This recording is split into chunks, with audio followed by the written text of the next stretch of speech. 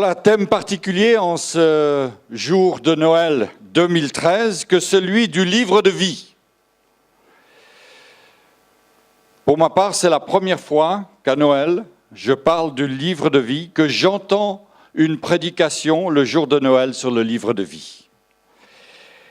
Permettez-moi de développer courtement ce sujet, parce que nous aimerions que vous puissiez repartir dans ce lieu avec peut-être un nouvel éclairage sur Noël. Parce que célébrer Noël, c'est se souvenir bien sûr de la naissance de notre Seigneur Jésus.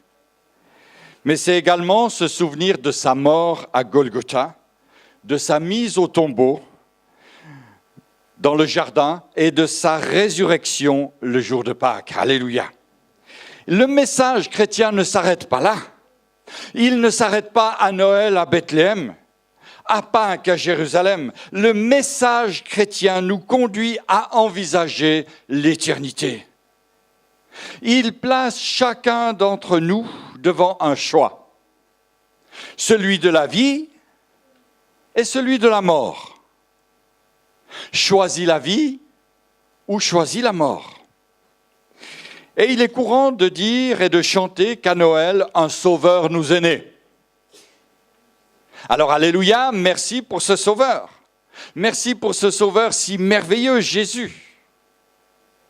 Ainsi, la question que nous devons nous poser, en quoi ce sauveur, né dans une étable, comment ce sauveur, il y a 2000 ans, peut aujourd'hui, d'une manière quelconque, avoir une influence sur ma vie, à tel point que mon nom pourrait être inscrit dans un certain livre appelé le livre de vie. Nous tenterons d'y répondre tout à l'heure, mais laissez-moi d'abord vous saluer avec la salutation la plus courante de la nouvelle année juive, cette salutation qui apparaît ici sur l'écran et qui signifie que ton nom soit inscrit dans le livre de vie. C'est la plus belle salutation que l'on ait jamais donnée, que l'on ait jamais écrite. Que ton nom, mon frère, ma sœur, soit inscrit dans le livre de vie. Jésus va dire à ses disciples,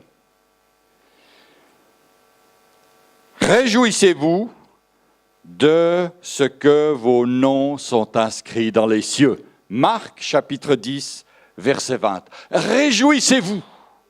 Et moi, j'aimerais vous dire ce matin, monsieur, madame, réjouissez-vous de ce qu'il y a une possibilité que votre nom soit inscrit dans le livre de vie.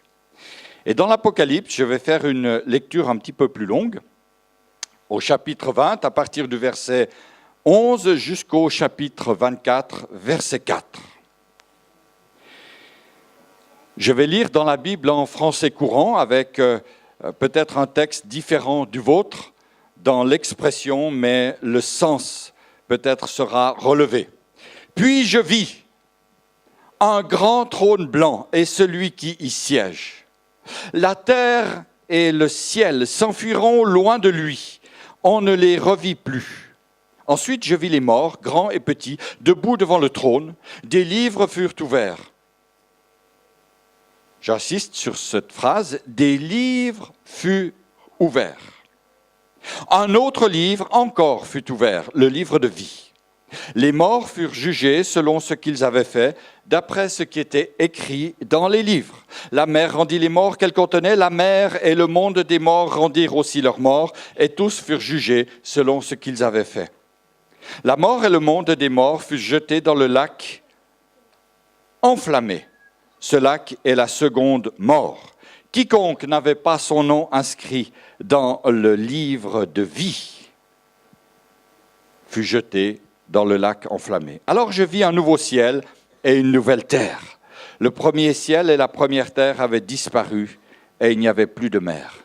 Et je vis la ville sainte, la nouvelle Jérusalem, qui descendait du ciel, envoyée par Dieu, prête comme une épouse qui s'est faite belle pour aller à la rencontre de son mari. J'entendis une voix forte qui venait du trône et disait « Maintenant, la demeure de Dieu est parmi les hommes, il demeurera avec eux et ils seront ses peuples. Dieu lui-même sera avec eux, il sera leur Dieu. Il essuiera toute larme de leurs yeux et il n'y aura plus de mort, il n'y aura plus de deuil, ni lamentation, ni douleur. En effet, les choses anciennes auront disparu. Amen, amen et amen. Le livre de vie, un parmi d'autres, celui que Dieu va ouvrir au moment du jugement dernier. Et en parler me fait frissonner. En parler me remplit de crainte. Tant de choses ont été dites sur le livre de vie, sur les livres de Dieu. Même les satanistes ont repris ce nom pour en faire un livre abominable, mettant en avant l'Antéchrist. Même les adeptes du nouvel ordre mondial en ont pris le nom. Mais j'aimerais affirmer ici que le livre de vie est le livre de Dieu. Il a été écrit par Dieu. Dieu en est l'origine, l'écrivain. Moïse le savait parfaitement quand il va implorer Dieu au Horeb, après que les enfants d'Israël aient commis l'immense péché du veau d'or. Il va dire à son Dieu, pardonne leurs péchés, sinon efface-moi de ton livre que tu as écrit. Ainsi, Dieu est l'auteur du livre de vie. C'est lui seul qui le tient à jour. Comme un parfait comptable, devant un livre de comptes, avec des colonnes débit, crédit, Dieu inscrit dans ses livres toutes nos actions, les bonnes, les mauvaises, celles des petits comme celles des grands. Tout est inscrit dans les livres de Dieu. Nos pensées même. Et le roi David dit que même ses larmes sont inscrites dans les livres de Dieu. C'est le psaume 56, verset 9 qui le dit. Tu comptes les pas de ma vie errante. Recueille mes larmes dans ton outre. Ne sont-elles pas inscrites dans ton livre? Et le psalmiste va déclarer aussi que tous les jours qui lui étaient destinés étaient écrits dans le livre de Dieu. Bien avant qu'il soit né. Psaume 139, verset 16. Quand je n'étais qu'une masse informe, tes yeux me voyaient. Et sur ton livre étaient tous inscrits les jours qui m'étaient destinés, avant qu'aucun d'eux existât. Ainsi, Dieu tient le compteur de notre vie entre ses mains. Et personne, ni vous, ni moi, ne pouvons regarder par-dessus l'épaule de Dieu pour voir combien de jours il nous reste. Où en est le compteur? Combien de jours il nous reste ici-bas? Personne ne peut sonder le livre de Dieu. Et Dieu connaît aussi bien le jour de notre naissance que celui de notre mort. Imaginez, quand vous étiez encore dans le sein de votre mère, Dieu connaissait déjà votre vie. Avant même votre naissance, il savait tout de vous, de moi. Alors permettez-moi ici d'ajouter un petit commentaire destiné à tous ceux qui scrutent les Écritures, qui cherchent dans la parole. Et je sais que vous êtes beaucoup ici à le faire. La Bible parle de plusieurs livres de Dieu et du livre au singulier de vie. Il y a une certaine ambiguïté apparente, une ambiguïté qui dépasse notre entendement, mais elle est à l'image de la grandeur et de l'omniscience de Dieu. Une grandeur et une omniscience qui dépassent tout ce que l'homme peut concevoir de rationnel, de mathématique, de logique, de carré. Mais il y a une certitude, Dieu est Dieu, alléluia. Et le livre de vie est la liste des élus. Et devant le grand trône blanc, comme on a pu le voir tout à l'heure, lors du jugement dernier, d'autres livres seront également ouverts. Des livres où figure le compte exact des œuvres humaines. Et sur cette base-là, tous les hommes sont déclarés pécheurs et perdus. Parce que nous avons tous péché. Excusez-moi de vous décevoir. Si vous êtes peut-être le meilleur mari, la meilleure femme, les meilleurs parents, vous êtes pécheurs. N'est-ce pas, ma sœur? Nous sommes tous pécheurs. Personne ne peut dire « je suis sans péché ». Et sur cette base-là, bien, tous les hommes sont déclarés pécheurs et perdus en fonction de nos œuvres. Mais heureux ceux dont le nom est inscrit dans le livre de vie. L'autre livre, le livre de vie. Alors nous devons nous demander, puisque Moïse l'a évoqué, qui sera effacé du livre de vie?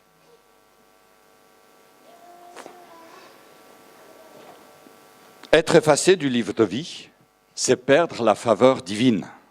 C'est passer à côté du salut éternel. Qui donc sera effacé du livre de vie? Puisqu'initialement, nous sommes tous inscrits dans ce livre.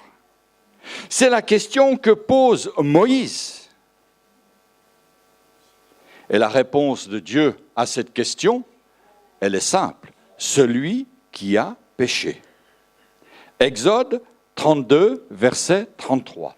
Celui qui a péché sera effacé du livre de vie. Celui qui a péché contre moi, je l'effacerai de mon livre, dit Dieu. Mais alors, puisque tous ont péché,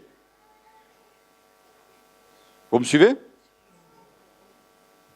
Dieu, il doit avoir des immenses gommes, du Tipex à la tonne, pour nous rayer du livre.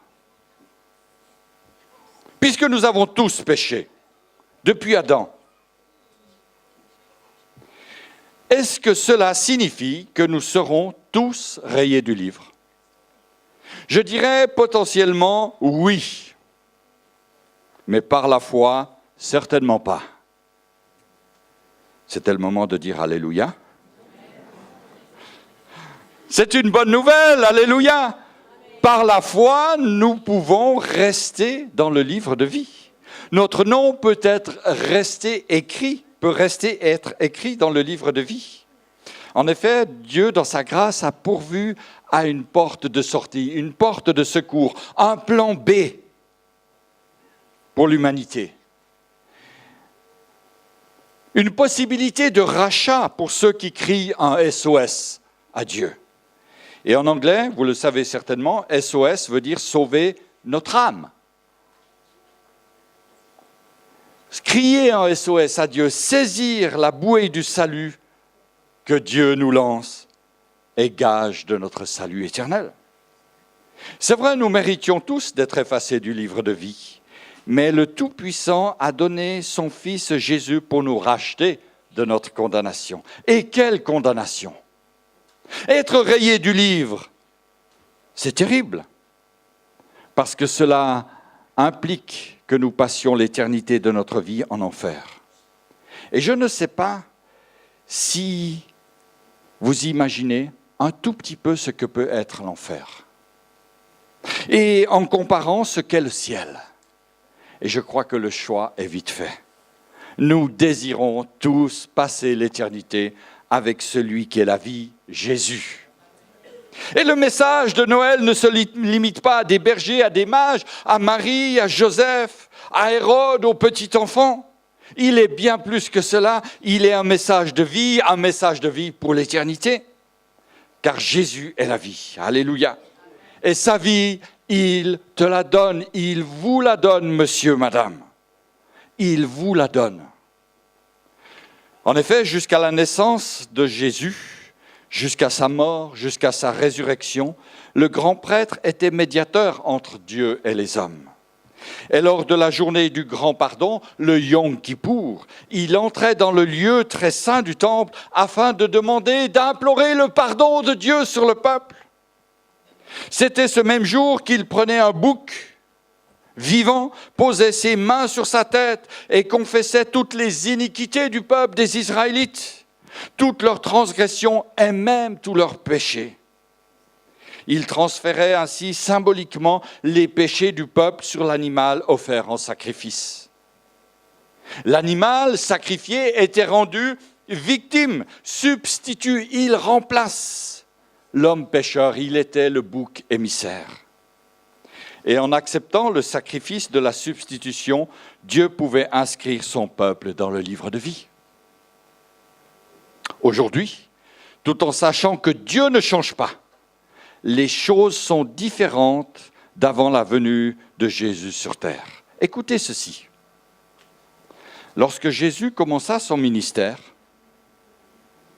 terrestre, le prophète Jean-Baptiste le présenta comme étant l'agneau de Dieu qui ôte le péché du monde. Jésus a servi de substitution, d'agneau expiatoire de Dieu, une fois pour toutes.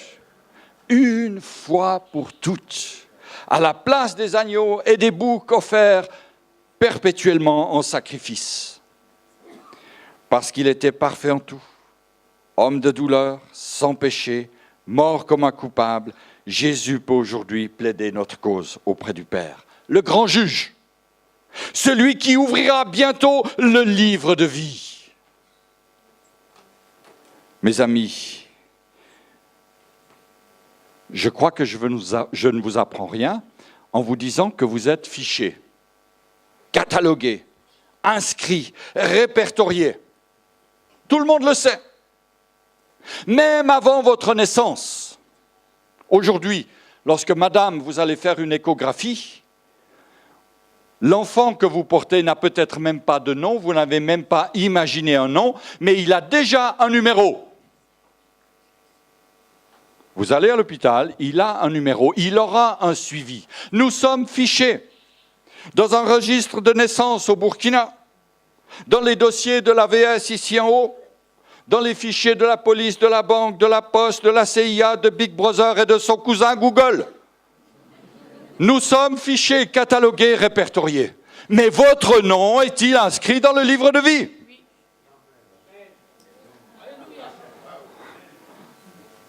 C'est une grande question. Moi, qu'est-ce que j'en ai à faire que je suis googlisé ? Rien du tout. Ça me crée que des problèmes. Mais nous avons un Seigneur qui nous aide sur cette terre et qui un jour nous recevra dans sa gloire. Mes amis, le jour est proche où ce livre sera ouvert. L'actualité de notre monde s'emballe. Nous ne soyons pas défaitistes, mais réalistes. C'est-à-dire des hommes et des femmes, des croyants en la parole, discernant la réalité de l'accomplissement de la prophétie. Et j'aimerais dire aujourd'hui qu'il y a urgence. Urgence de faire la paix avec Dieu. En accord avec les anciens, j'aimerais ici partager d'une manière très solennelle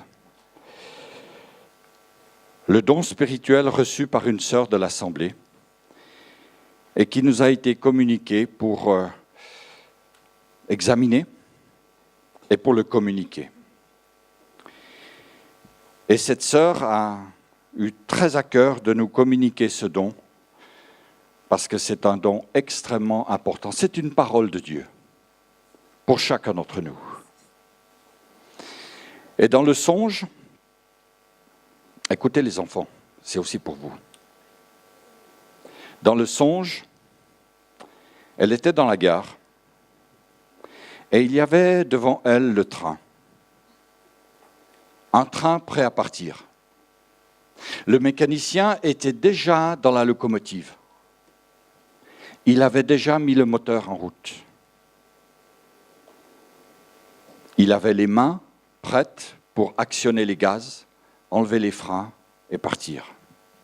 Il n'attendait que le coup de sifflet du chef de gare. Du chef de gare.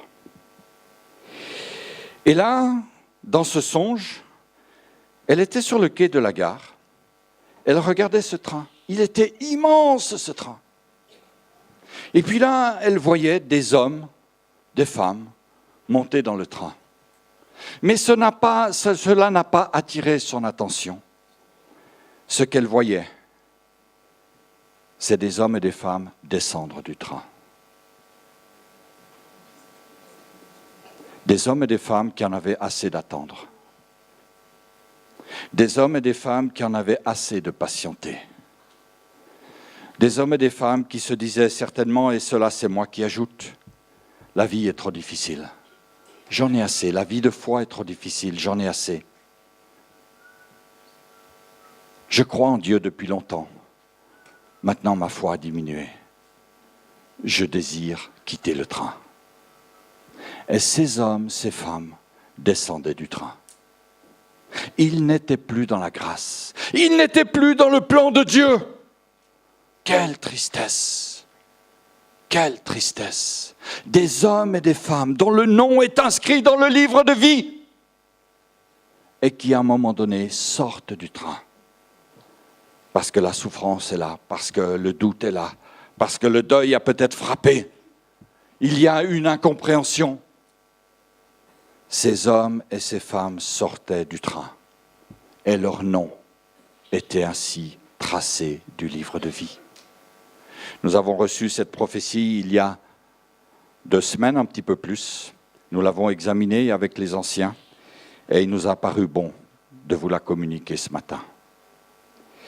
La Bible dit, et je vais terminer avec cela, Apocalypse 21, verset 27, « Il n'entrera dans le ciel que ceux qui sont écrits dans le livre de vie de l'agneau. Car pour Dieu, il n'y a que 2 catégories de personnes. Pour les chemins de fer aussi. Vous êtes ou bien dans le train, ou bien vous n'y êtes pas. Vous ne pouvez pas être ailleurs. Un pied dans le train et un pied sur le quai. Vous êtes ou dans le train, ou à l'extérieur, dans la gare. Et pour Dieu, il y a ces 2 catégories de personnes, celles dont le nom est écrit, inscrit dans le livre de vie, et celles dont le nom n'y est pas. Quel moment solennel pour ceux qui auront méprisé le salut que Dieu leur offrait sur la terre. Au moment où le train partira, au moment où le chef de gare sifflera, le train va se mettre en route, les portes vont se fermer, vous ne pourrez plus ouvrir, nous ne pourrons plus ouvrir la porte. Peut-être vous essayerez de courir sur le quai pour rattraper le train. Comme je l'ai fait l'autre soir, j'avais des amis qui sont ici présents, chez nous à la maison. Je les ai accompagnés jusqu'au bus, à l'arrêt du bus, pour reprendre le bus. Le bus est arrivé, il m'a passé sous le nez, il ne s'est même pas arrêté. J'ai tapé contre le bus. 20 mètres après, le bus s'est arrêté. La chauffeuse m'a dit, « Monsieur, on a déplacé l'arrêt. » L'arrêt est 40 mètres plus loin. Mais j'avais tapé contre le bus. Je lui dis, mais l'arrêt, il était là. Moi, j'attends le train, j'attends le bus. Je veux monter dedans, il m'arrive et il ne s'arrête pas. Mais on dit ça en rigolant. Mais quand le Seigneur, le grand chef de gare, le juge suprême, sifflera, le train passera, vous pourrez taper contre les wagons. Crier, insulter, rien. Le train partira, il ne va pas s'arrêter 20 mètres plus loin. Le Seigneur Jésus disait à ses disciples, « Réjouissez-vous de ce que vos noms sont inscrits dans les cieux. » Alléluia. Et moi, j'aimerais vous dire ce matin, cherchez la face de Dieu. Ayez la certitude de votre salut. Et si ce n'était pas le cas, venez nous voir. Nous aimerions vraiment que vous puissiez entrer dans une démarche, faire la paix avec notre Seigneur. La Bible dit que le meilleur moyen pour avoir son nom inscrit dans le livre de vie est de se repentir de ses péchés, accepter le merveilleux salut que Dieu nous donne en Jésus-Christ, né à Bethléem et qui reviendra bientôt chercher les siens. Que Dieu vous bénisse. Amen.